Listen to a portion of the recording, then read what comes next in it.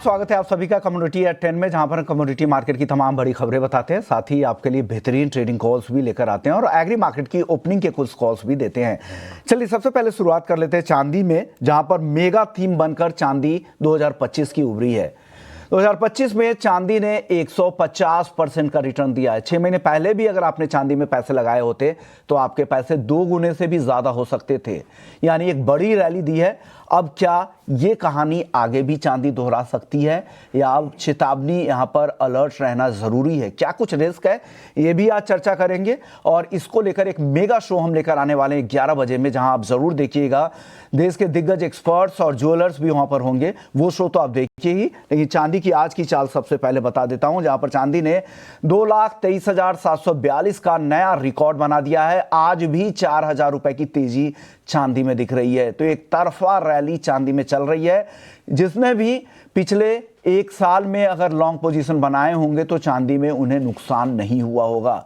क्या इतनी तेजी के बाद अब मुनाफा वसूली करनी चाहिए, ये हमारा बड़ा सवाल है और इसी सवाल को टटोलते हैं। हमारे एक्सपर्ट्स भी आज हमारे साथ हैं, उनसे समझते हैं कि क्या करना अब चाहिए। भाविक पटेल हैं ट्रेडबुल सिक्योरिटीज से। भाविक, चांदी में अब क्या करे? इतनी बड़ी तेजी, मुनाफा बांध ले या अभी भी बने रहें? Good morning. देखिए, मैं बोलूंगा कि अभी भी बने रहिए, क्योंकि मेरा फर्स्ट क्वार्टर का टारगेट था 2,25,000 का, वो आज ही आ गया है और एक्सपेक्टेड है कि 2,50,000 का भी टारगेट आ सकता है नेक्स्ट 2026 के मिड ऑफ द ईयर में। तो मुझे अभी भी लग रहा है कि कोई सेलिंग प्रेशर नहीं दिख रही है। देखिए, कहाँ पे एक दिन भी हम नहीं दिख रहे कि नेगेटिव क्लोज है। आई थिंक जो 2 दिन नेगेटिव लगातार क्लोजिंग देते तो हम बोल सकते हैं कि हाँ चलो, इंटरमीडिएट टॉप बन चुका है। तो अभी जो रैली है वो कंटिन्यू चल रही है, तो आई थिंक कंटिन्यू ही करना चाहिए। ट्रेंड के साथ ही जाए, सामने न जाए। तो अभी भी मुनाफा वसूली मत कीजिए, शॉर्ट मत कीजिए। आपकी लॉन्ग पोजीशन है वो खड़े रखिए। लॉन्ग पोजीशन में बने रहिए। अभी भी बड़ी तेजी यहां पर आ रही है। 2.25 लाख से 2.5 लाख तक के हमारे सारे एक्सपर्ट्स का पहले क्वार्टर का टारगेट है। लेकिन अगर आप ट्रेडर हैं तो स्टॉप लॉस को भी कैरी कीजिएगा। ट्रेलिंग स्टॉप लॉस के साथ बने रहिए इस काउंटर में, क्योंकि जो मुनाफा आ चुका है वो कम से कम आप छूट ना जाए, ये ध्यान जरूर रखिएगा। एक बड़ी तेजी आ चुकी है। चलिए सोने की बात करते तो सोने में बड़ी तेजी तो आज नहीं दिख रही है, लेकिन यहां पर भी लगातार नए रिकॉर्ड बन रहे हैं। इंटरनेशनल मार्केट में भी अब बनने शुरू हो चुके हैं। पहली बार स्पॉट गोल्ड $4,500 के पार और फ्यूचर्स में $4,555 के ऊपर का नया हाई लगा है। सर, गोल्ड में कितनी तेजी? गोल्ड यहां से ज्यादा तेज दिख रही है आपको या चांदी? गोल्ड में अब क्या करना चाहिए? आपकी स्ट्रेटजी क्या है? ट्रेडिंग के लिए, पोजिशनल रहा है, इन्वेस्टमेंट के लिए? तीनों बता दीजिए 1 मिनट में सर। देखिए, गोल्ड के कंपैरेटिवली सिल्वर अभी भी मुझे लग रहा है 2026 में ज्यादा बढ़ेगी। गोल्ड हमने कल देखा था, यूएस के जो जीडीपी डेटा पॉजिटिव आए थे, एक्सपेक्टेशन से ज्यादा आए थे, तो उसके बाद करेक्शन के बाद वापस से नया लाइफ टाइम हाई बना चुका है। तो डेफिनेटली कोई भी नेगेटिव न्यूज आती है तो गोल्ड उसमें भी सेलिंग नहीं दिख रहा है, तो क्लियरली दिख रहा है कि बाइंग जो प्रेशर है वो काफी ज्यादा है ऊपर की वजह से।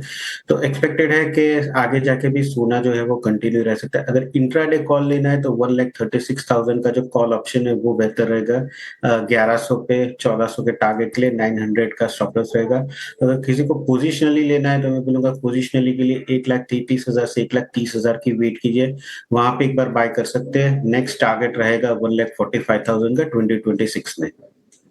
तो गोल्ड पर ऑप्शंस के जरिए अगर ट्रेड करते रहें तो वो आपके लिए बेहतर है। 1,36,000 के स्ट्राइक की कॉल खरीदे, 1100 पे 1400 का टारगेट है। तो ये आपके लिए बेहतर स्ट्रेटजी इसलिए है क्योंकि मार्केट वॉलेटाइल है, तो आपके रिस्क भी लिमिटेड रहेंगे। इसके लिए भाविक जी की तरफ से आ रही है। सर, मेटल्स में भी काफी तेज रफ्तार दिख रही है। यहां से अब क्या चलेगा? कौन से मेटल्स में और ज्यादा दम दिख रहा है, जिस पे कन्विक्शन आपका ज्यादा हो, शॉर्ट टर्म के लिए या लॉन्ग टर्म के लिए? बता दीजिए। कॉपर ही रहेगा। देखिए, कॉपर 12,000 पहली बार एलएमई में दिखा है और बेस्ट के सिनारियो मुझे लग रहा है 2026 में 15,000 आएगा, क्योंकि एक्सपेक्टेड है कि लास्ट 20 साल में जितनी डेफिसिट नहीं हुई है वो 2026 में होगी। एटलीस्ट 6 लाख टन जो है एक्सपेक्टेड है। डिमांड जो है वो काफी स्ट्रांग है, तो उसकी वजह से मुझे लग रहा है कॉपर जो है वो वेरी शॉर्ट टर्म में 1,200 आएगा और उसके बाद 1,400 2026 में आ सकता है। तो आज के दिन डेफिनेटली कॉपर ही मेरी टॉप पिक रहेगी। 1150 पे बाय कर सकते हैं। 1166 के टारगेट के लिए 1143 का स्टॉप लॉस रहेगा। ओके, तो कॉपर आपको अभी भी पसंद आ रहा है 1166 तक। यहां से और भी ज्यादा तेजी, ये रिकॉर्ड रैली आगे भी जारी रह सकती है कॉपर को लेकर। क्रूड और नेचुरल गैस एनर्जी के दोनों इन कॉन्ट्रैक्ट्स को लेकर क्या राय है, किस तरह की चाल दिख रही है, क्या सलाह है सर ट्रेडर्स के लिए? क्रूड में अभी भी थोड़ा पॉजिटिव लग रहा है। देखिए यूएस और वेनेजुएला का जो तनाव बढ़ रहा है उसकी वजह से लग रहा है कि अभी भी कंटिन्यू ही रह सकते हैं। एटलीस्ट 53 तक के फ्यूचर्स में हम देख सकते हैं प्राइसेस। तो आज के दिन 52-50 पे बाय कर सकते हैं 5300 के टारगेट के लिए, और 52-20 का स्टॉप लॉस रहेगा। नेचुरल गैस में हमने कल काफी स्ट्रॉन्ग तेजी देखने को मिली है और एक्सपेक्टेड है कि ये कंटिन्यू रह सकती है, क्योंकि मिड ऑफ जनवरी से शायद और तेजी विंटर जो है वो थोड़ी ज्यादा दिख सकते हैं, तो उसकी वजह से नेचुरल गैस की डिमांड भी बढ़ सकती है। तो नेचुरल गैस के 400 का जो कॉल ऑप्शन है वो बेहतर रहेगा, क्योंकि वॉलेटिलिटी नेचुरल गैस में काफी है। 16 के करीब बाय कर सकते हैं 21 के टारगेट के लिए, और 13 का स्टॉप लॉस रहेगा। चलिए, क्रूड और एनजी की तो बात हो गई सर। अब नेचुरल, इसके बाद अब बात कर लेते हैं एग्री मार्केट की। एग्री मार्केट में सबसे पहले शुरुआत कर लेते हैं ग्वार सीड ग्वार गम, जहां पर काफ़ी अच्छी रिकवरी लौटी है। क्या ये तेज़ी अब जारी रह सकती है? आज भी अच्छी तेज़ी है, 1.5% तेज है। 10,400 के करीब ग्वार गम है, 5,670 पे ग्वार सीड है। क्या करना चाहिए सर? कितनी तेज़ी और बची हुई है यहाँ पर? देखिए सीट की बात करें तो मुझे लग रहा है 5800 तक देख सकते हैं। उसके बाद शायद वहां पे हर्डल हो सकता है, तो वहां से थोड़ी बहुत प्रॉफिट बुकिंग आ सकती है। तो सीट में सबसे पहले अभी भी बाय कर सकते हैं। थोड़ा यहाँ से और करेक्शन आता है 5620 के करीब, तो 5800 के टारगेट के लिए 2-3 दिन के लिए वेट कर सकते हैं। 5500 के स्टॉप लॉस है। गम की बात करें, आई थिंक सीड और गम में गम मुझे ज्यादा बेहतर लग रहा है। वहां पे ऊपर जाने के चांसेस और है। एक्सपेक्टेड है कि 11,000 तक के भी लेवल्स टच कर सकते हैं। तो गम में 10,200 पे बाय कर सकते हैं 10,000 के स्टॉप लॉस से, और 10,800 का टारगेट रख सकते हैं। तो सीड और गम दोनों में अभी तेजी है, बट गम ज्यादा लग रहा है कि तेजी आउट परफॉर्म कर सकते हैं सीड के कंपैरेटिवली। ओके, तो सीड के कॉम्परेटिव आपको लग रहा है कि ये गम ज़्यादा आउट परफॉर्म कर सकता है। लेकिन हल्दी में आज नरमी दिख रही है सर, थोड़ी मुनाफा वसूली आई है हल्दी में। आगे की चाल कैसी दिख रही है? आज का भाव देखिए 16,750, लेकिन अच्छी रैली बनी है। अप्रैल वायदा की मैं बात कर रहा हूँ, अब वहीं पूरा एक्शन दिख रहा है यहाँ पर। बताइए सर, क्या लग रहा है हल्दी में? देखिए हल्दी में इस बार जो लेट बारिश हुई उसकी वजह से अभी लग रहा है कि स्टॉक जो है वो थोड़ा कम आ सकता है। हालांकि जो सोइंग थी वो काफी अच्छी थी, तो इसकी प्राइस एक्शन हम देख रहे हैं कि शॉर्ट टर्म में ही 15,000 से 16,000 के बीच में आ चुका है।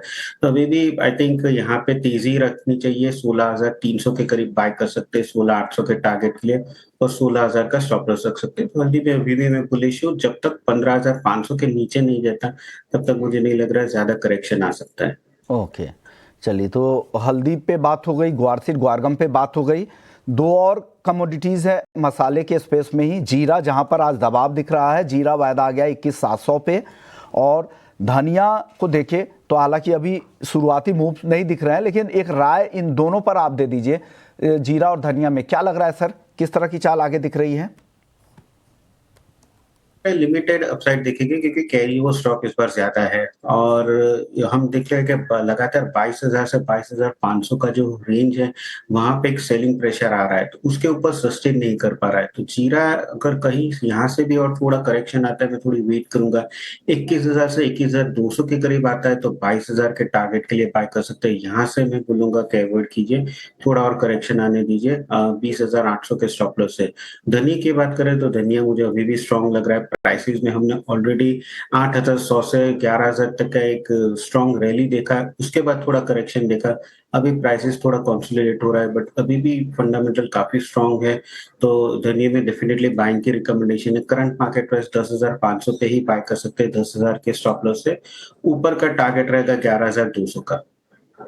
ये सलाह पूरी मुकम्मल राय आपने मसालों पे और ग्वारसीड ग्वारगम में दे दी। आखिरी सवाल आपसे होगा कॉटन सीड ऑयल केक को लेकर, क्योंकि यहाँ पर आज थोड़ी खरीदारी दिख रही है। जनवरी वायदा 3100 के करीब है कॉटन सीड ऑयल केक का।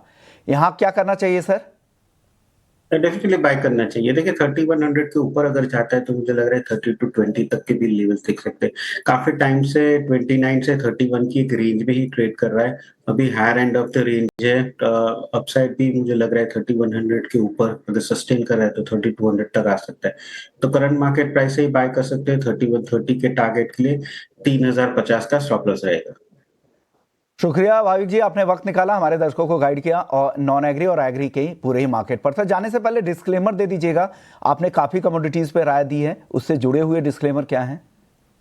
जी, जो भी मैंने राय दी है वो क्लाइंट को हो सकती है, क्लाइंट वाइज होल्डिंग हो सकती है। मेरे पर्सनल पोर्टफोलियो में कोई कमोडिटी की पोजीशन नहीं है। बहुत बहुत शुक्रिया आपका, आपने वक्त निकाला, दर्शकों को गाइड किया। चलिए कमोडिटी एट 10 को यहीं समेटते हैं। ब्रेक के बाद जब लौटेंगे तो आउटलुक 2026 की शुरुआत करेंगे और जो हमारे खास मेहमान आज होंगे वो हैं आईसीआईसीआई डायरेक्ट के हेड टेक्निकल धर्मेश शाह। उनसे समझेंगे कि बाजार की चाल उनको नए साल में किस तरह की दिख रही है, कौन से थीम उन्हें पसंद आ रहा है, टेक्निकल पैरामीटर पे क्या कुछ फिट बैठ रहा है। चर्चा होगी और आपके लिए बेहतरीन एक्सपर्ट्स बेहतरीन राय भी देंगे। ब्रेक के बाद जल्द लौटते हैं। नमस्कार।